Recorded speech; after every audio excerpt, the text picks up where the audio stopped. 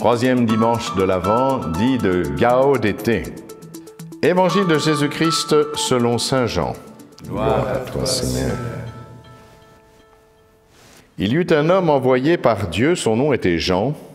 Il est venu comme témoin pour rendre témoignage à la lumière afin que tous croient par lui. Cet homme n'était pas la lumière, mais il était là pour rendre témoignage à la lumière. Voici le témoignage de Jean. Quand les Juifs lui envoyèrent de Jérusalem des prêtres et des Lévites pour lui demander « Qui es-tu » il ne refusa pas de répondre. Il déclara ouvertement « Je ne suis pas le Christ ». Ils lui demandèrent alors « Qu'en est-il ? Es-tu le prophète Élie ?» Il répondit « Je ne le suis pas. » « Es-tu le prophète annoncé ?» Il répondit « Non. » Alors, lui dirent-ils, « Qui es-tu » Il faut que nous donnions une réponse à ceux qui nous ont envoyés. Que dis-tu sur toi-même ? Il répondit « Je suis la voix de celui qui crie dans le désert, redressez le chemin du Seigneur comme le dit le prophète Isaïe. » Or, ils avaient été envoyés de la part des pharisiens, ils lui posèrent encore cette question. « Pourquoi donc baptises-tu si tu n'es ni le Christ, ni Élie, ni le prophète ?» Jésus leur répondit, « Moi, je baptise dans l'eau, mais au milieu de vous se tient celui que vous ne connaissez pas. C'est lui qui vient derrière moi, et je ne suis pas digne de délier la courroie de sa sandale. » Cela s'est passé à Béthanie, de l'autre côté du Jourdain, à l'endroit où Jean baptisait. Acclamons la parole de Dieu. Louange à toi, Seigneur Jésus.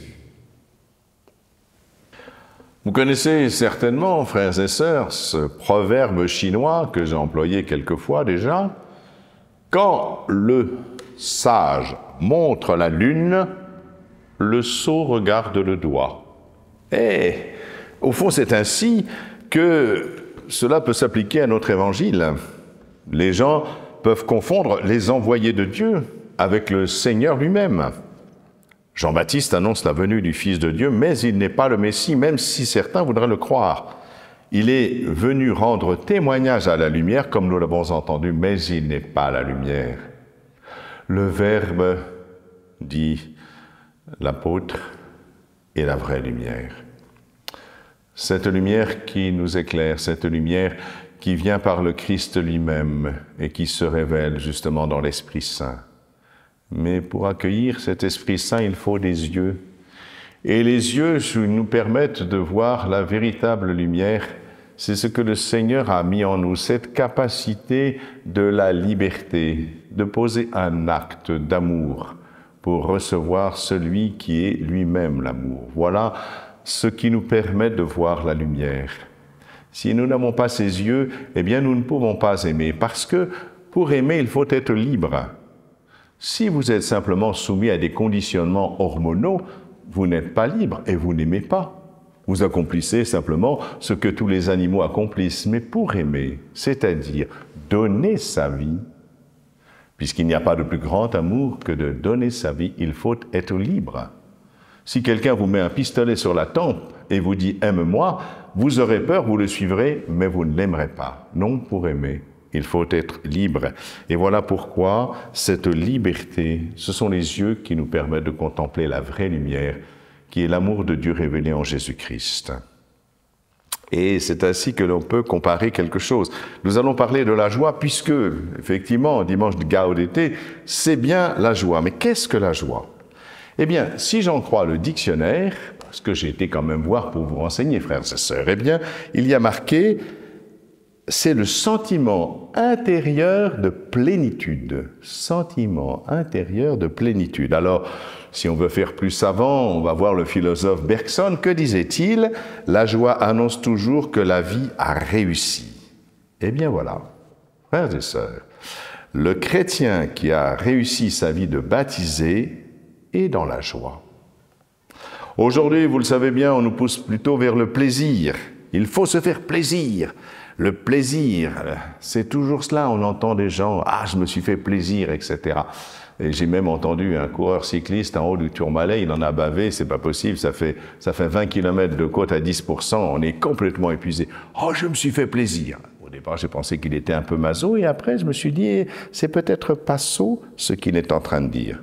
Mais le plaisir, concrètement, on sait comment cela fonctionne, c'est toujours la satisfaction d'un désir. Mais il y a des endroits où on ne se fait pas toujours plaisir, vous voyez? Je ne sais pas vous, frères et sœurs, mais moi, quand j'allais à l'école, je ne peux pas dire que ça m'enchantait parfaitement. Et voilà, il faut travailler, il faut faire des efforts. Mais c'est vrai que quand on a réussi des examens, quand on a vu qu'on a fait des progrès, qu'on a grandi quelque part, il y a un sentiment qui ne vient pas justement du plaisir, mais qui vient de la satisfaction de s'être dépassé soi-même. Et c'est là où intervient la joie. Et vous voyez, éprouver de la joie, c'est cela. D'ailleurs, comme je le disais un instant, quand on fait du sport, on se fait mal souvent. Eh bien, pour la compétition, eh bien, on se dépasse.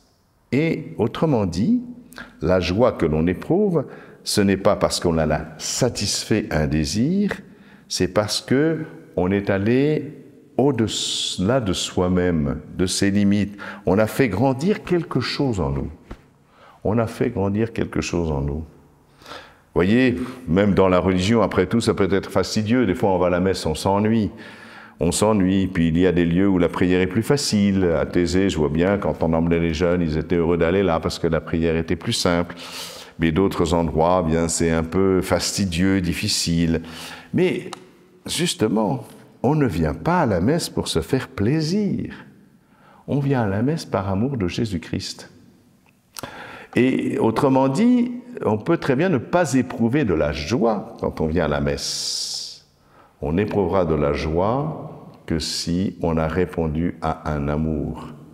Que justement, si nous sommes venus par amour de Jésus-Christ, eh bien c'est là que nous allons éprouver de la joie. C'est sûr que si vous aimez le rock, vous aurez plus de plaisir à aller voir les Rolling Stones.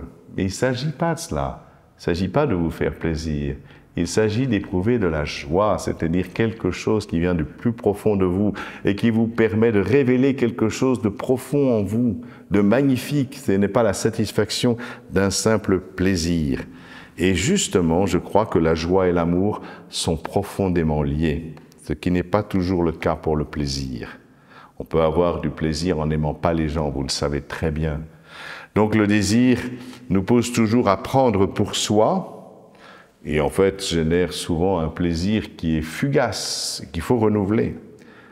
Et l'amour, c'est tout donner, c'est ce que dit le Seigneur.